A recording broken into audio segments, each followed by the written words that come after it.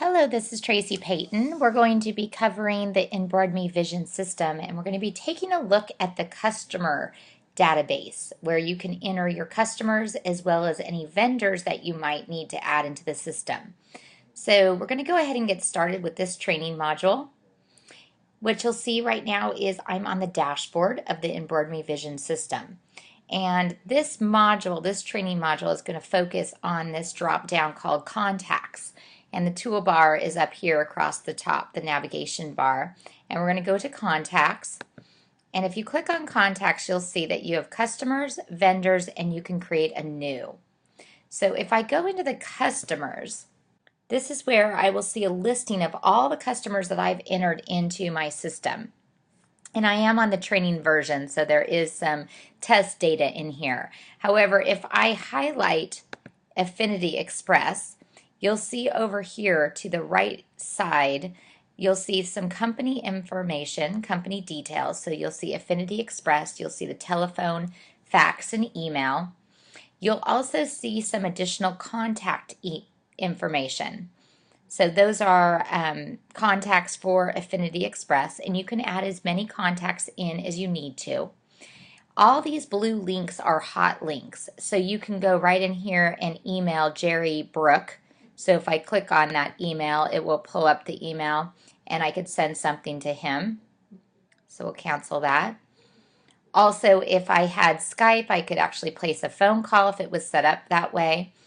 Again, I have all these other links under the contacts as well. And there's a customer activity link.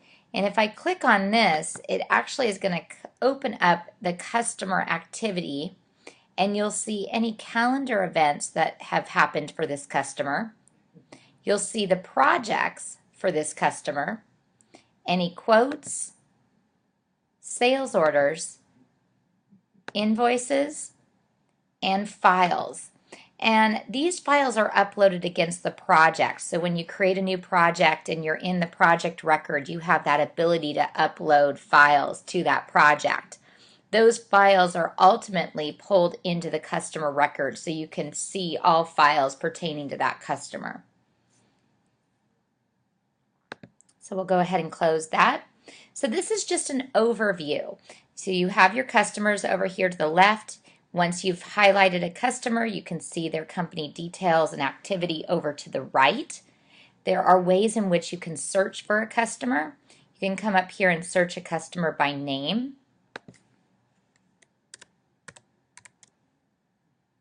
So if I wanted to do ABC League, it would pull up anything with ABC.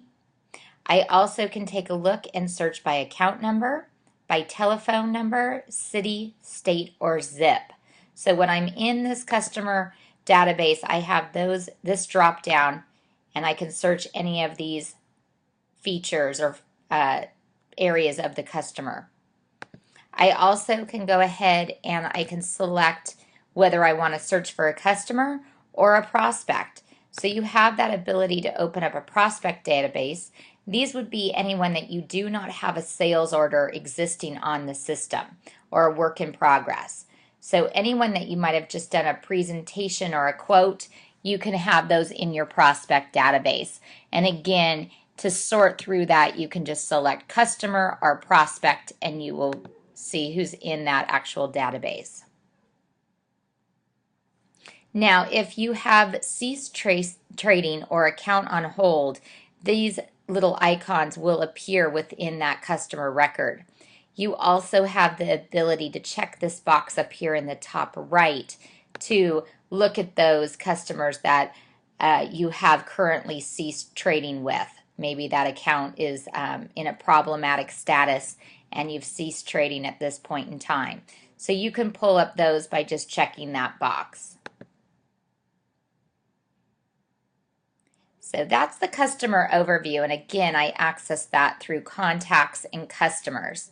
The same thing goes if I go into contacts and vendors, I will see a complete database of my vendors. And your vendors are marked with various icons.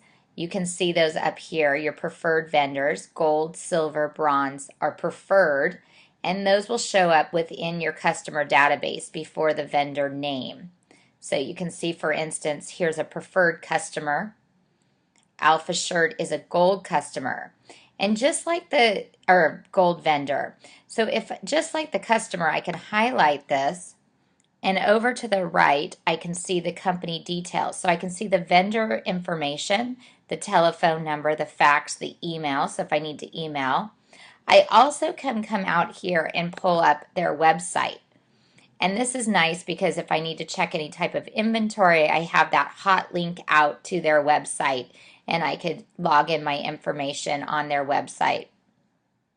So we'll go ahead and close that. So again, these blue links are just hot links out to either an email, a website, a phone number. You also have the additional contacts down here below with their email information. And just like the customer, you have activity for the vendor. And if I click on this link, this is going to pull up any calendar events that I've done with that vendor or supplier, projects where that vendor or supplier is included, purchase orders, and any files that have been sent to that vendor or supplier. So this is where that is kept. And then if I want to actually pull up an entire vendor record, I can click on either the name or the account number, and that will pull up this vendor record. And you can move through and make edits on each of these tabs. So the company info tab is the general information for that vendor. You have contact info where you can add in multiple contacts for that vendor, additional addresses. You have a marketing tab, a payment info tab, a notes tab for that vendor, an activities tab, again, where you can see your history, so any projects, purchase orders, and files, as well as a logo. And once you've made changes, you definitely want to come up here and save those changes if you did edit anything within the vendor record. So we'll go back in contacts. We looked at the customer, and now we looked at the vendor. And you have two options of ways of adding vendors into the system and adding customers into the system. The first way is just straightforward. Under contacts, you can create new. And when you create new, you're basically creating that first tab within the customer record. So you're going to select the customer. Now, if it was a vendor you were adding, you could check vendor. And once you add the customer, or check one of those, we're going to do a customer. We can type that information in there.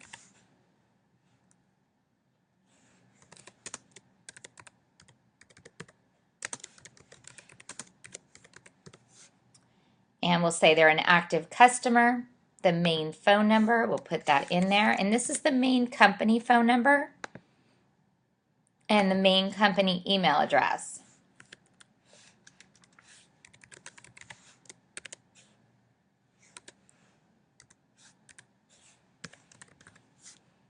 As well as the website.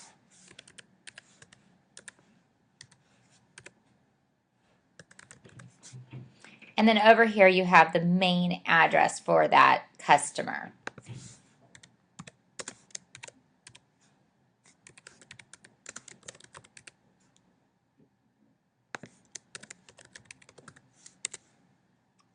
And we'll select the city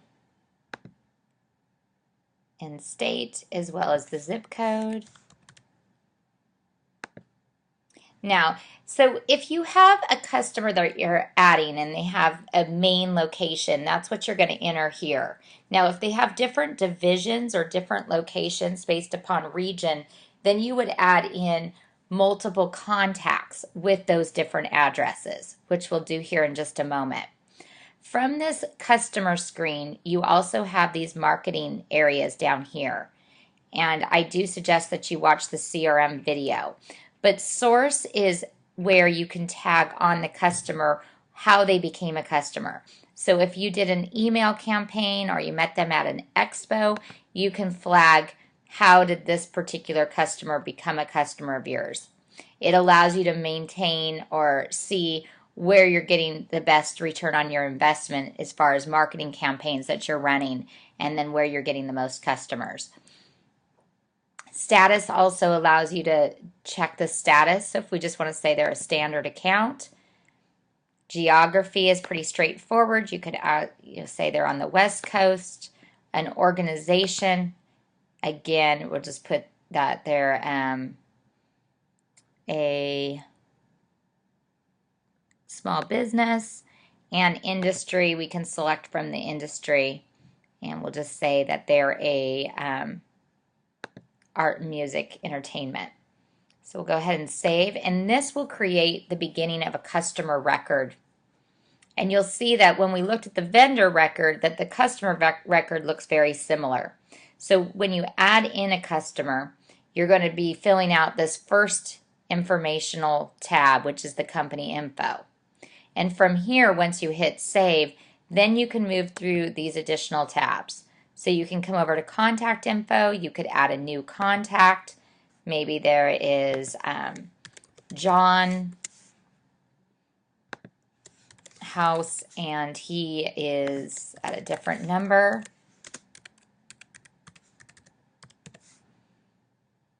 And has a different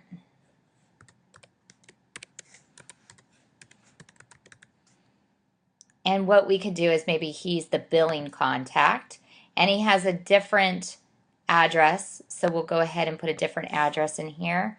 He's 654 House Lane, but he's still in Anaheim, California, and then we'll go ahead and save. So what we've done is we've added an additional contact for this company, and you can add as many as you need to. Just hit the new contact up here. Additional addresses is done the same way, so you can add alternative addresses, but you'll see that we have the main address already put in here, and then we also have John's address. Marketing tabs, this is where you can select, again, that source, that status. This time you have the competitor, so if they have other competitors within your system, you can flag them against their competitors and run a report that says, show me all competitors of Schoolhouse Rock, and maybe you can send an advertisement or a promotion campaign to those competitors. So again, the marketing tab is just ways in which you can group your customers together. Geography, we already went through. You can select that. Organization, industry, we could select the industry. I think we had something selected here, so we'll go ahead and we had art, music, and entertainment. So we'll grab that. And then marketing tags, you can add in various groups, or you could put in the various products that this particular customer typically buys. Maybe they buy apparel, polo shirts, t-shirts, and so forth, pins, mugs. So you could put their buying trends in here. You can add those in, as well as maybe they're a member of the Chamber of Commerce. So you have the ability to put marketing tags in here and then flag that particular customer with as many marketing tags that apply. So maybe they're a holiday order, they're a coupon order, and they're a child elementary school, and a chamber member. So we flagged in a few different marketing tags there. We can pop over to the payment info tab. This allows you to put payment terms as well as define sales tax if it's anything different from the address, zip code, and state associated with that customer. So if they're a reseller, maybe they're exempt. So you can select from this drop down and select a different tax rate. You also have a notes tab where you can add a note. Again, this is a general customer note. So it pertains in whole to the customer. So maybe they get in quantity pricing. So you could put something like that in here. Activities is going to go back to that activities area that we looked at earlier. So you would see order history happening within this activities tab. So you'd see all the calendar events that have been put on with this customer, projects, quotes, orders, invoices, and any files. And then finally, you have the ability to put a logo up against a customer. Again, these logos need to be JPEG, GIF, or a PNG. And it's just for virtual sampling as well as documents being sent in and out of the system. So we can come up here and upload a logo, choose a file from your computer. So if we go into the desktop, I'll just grab this one and upload that. Click on upload. And that'll bring that logo into that customer record. And then what I can do is just save the information that I've inputted there. So you can see now that we've added the Tracy's Schoolhouse Rock as a customer. So you have their information here. It's highlighted, and then you can see some company info over there to the right-hand side. It's given an account number, but again, you can use this drop down and search your customers using the telephone, city, state, and zip as well. So now if I come into the customer record or the customer database, I have Tracy's Schoolhouse. I can just hit search by Tracy, tab. And it's going to pull up the various Tracy customers that I have, and here's the new one that we did add, which is Tracy's Schoolhouse Rock. So that's one way of adding a customer as well as a vendor. In review, you just come up here to contacts on the navigation toolbar and select create new and determine whether or not you're adding a vendor or a customer into your database. The second way, and probably a little bit more time-saving way of adding a customer, is when you create the project. So the other way in which you can add the customer is coming into the project area and hitting new project. And so if this is a customer that's walked into your store, you can easily add them on the fly. So you'll create the project first, because again, that's the first step of any type of order or presentation quote. The beginning of the sales cycle always starts with the project. So what I could do is, this might be t-shirts for music festival. And the status is a new project. We're going to do the in-hands date of the 30th. And then right here you have the type. So you could add a customer, prospect, or vendor at this time. And I want to add a customer. So I'm going to hit customer. I could either type the customer's name in. So we did Tracy's Schoolhouse Rock. I could select that customer. Oops.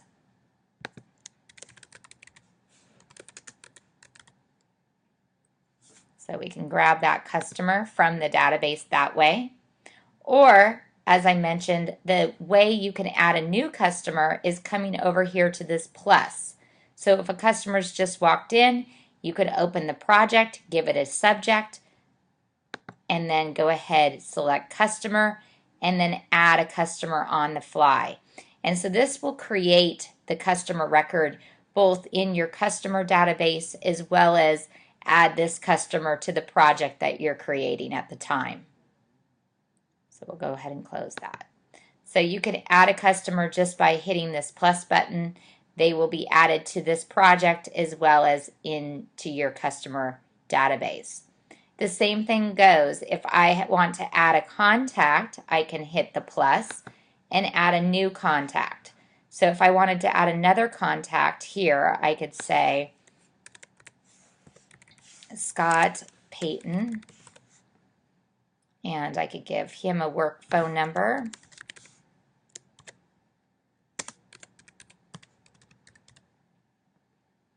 And an email.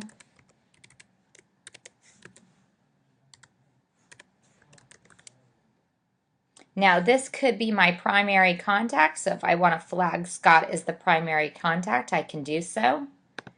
And I can also give him a different address. Maybe he's at a different location.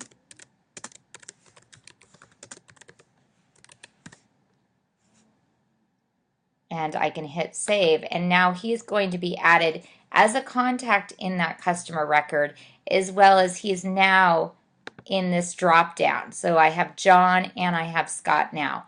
Now it will default to Scott because I did list him as the primary contact. And then what you can do is just move through the project by coming over to this next button and completing the next step that you want to accomplish in the cycle. So maybe you want to create a quote, an order, or a presentation. Okay, so two ways again, coming over, we'll go ahead and create a presentation and then just close out.